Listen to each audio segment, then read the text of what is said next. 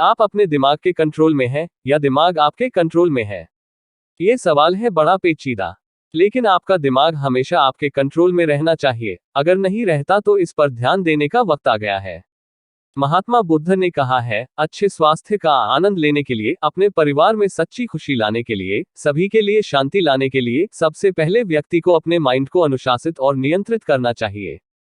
पर क्या आपको लगता है कि आपका दिमाग आपकी जरूरतों की उल्टी दिशा में दौड़ता रहता है? तो यहाँ हम बौद्धिक दर्शन से आपके लिए वे टिप्स लाए हैं जिनसे आप अपने मस्तिष्क को नियंत्रित कर सकते हैं।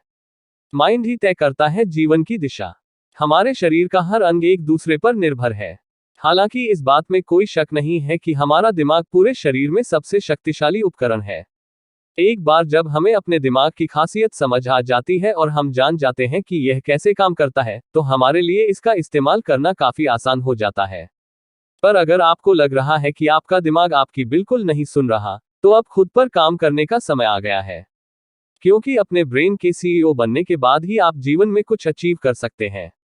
कैसे, वो सब हम पर छोड़ दीजिए और देखते रहिए। समझिए कैसे काम करता है आपका थिंकिंग प्रोसेस।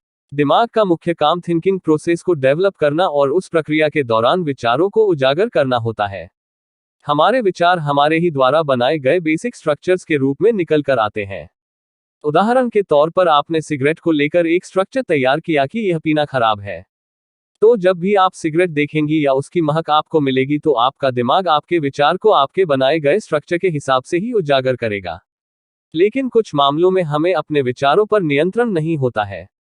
अगर ऐसा है तो आप अपने दिमाग की बॉस नहीं है।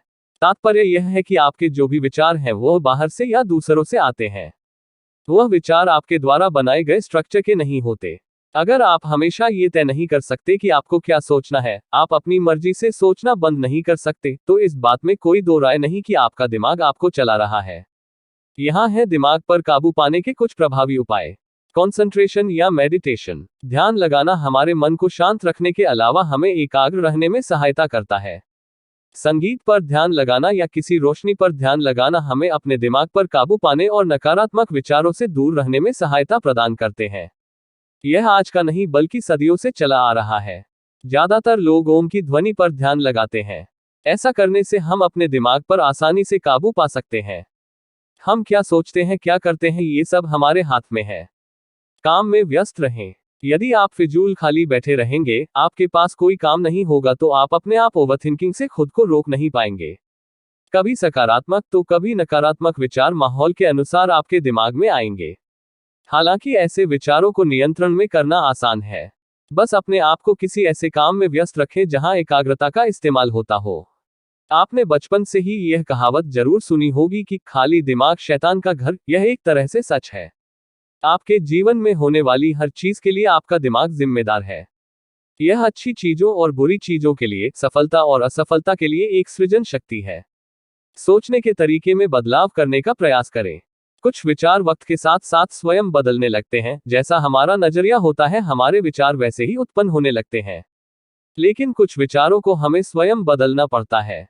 जब हम खुद अपने विचारों को तय करते हैं, तो हम अपने दिमाग को यह संदेश देते हैं और नए विचारों को अपनाने की ठान लेते हैं। परिस्थितियों के अनुसार विचारों को बदलना जीवन में खुशहाली लेकर आ सकता है। अधिकांश लोग यह नहीं जानते या नहीं मानते कि उनके सोचने के तरीके को बदलना संभव है। इस संभावना की वास्तविकता उनके सामने कभी नहीं आई है।